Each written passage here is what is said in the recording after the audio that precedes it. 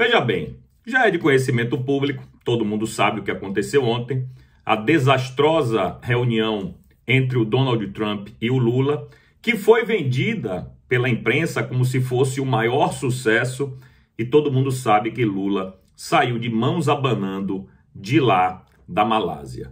Não conseguiu reverter tarifa, não conseguiu anular a Magnitsky e tampouco conseguiu os vistos dos ministros da Suprema Corte de volta. Então, foi um retumbante fracasso. Mas o ponto aqui do meu comentário hoje é o seguinte: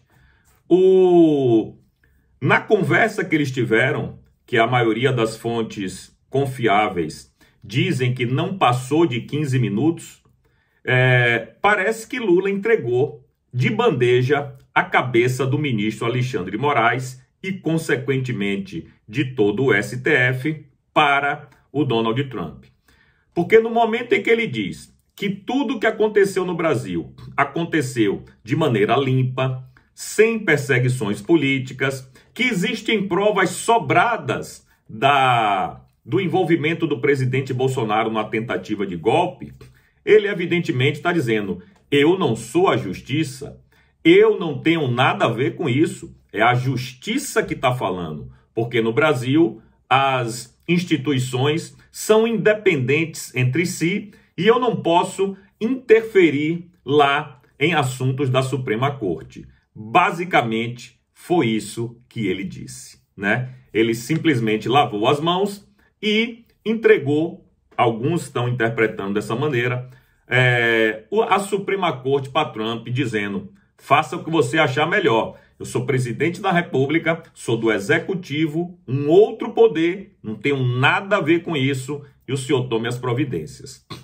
Outra coisa que dizem que pode corroborar nesse sentido foi a ida do Andrei Rodrigues, que é o superintendente da Polícia Federal.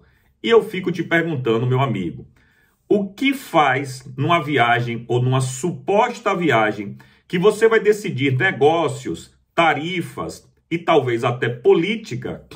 O que faz lá o Andrei Rodrigues nessa comitiva?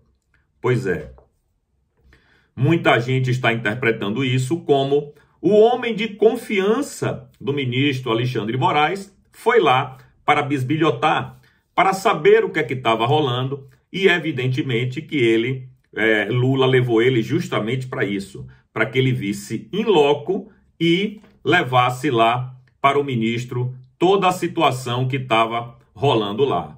Enfim, é disso que se trata. Se de fato Lula entregou ou não entregou ministros da Suprema Corte, a gente vai saber brevemente, porque parece que o clima em Brasília não está dos melhores.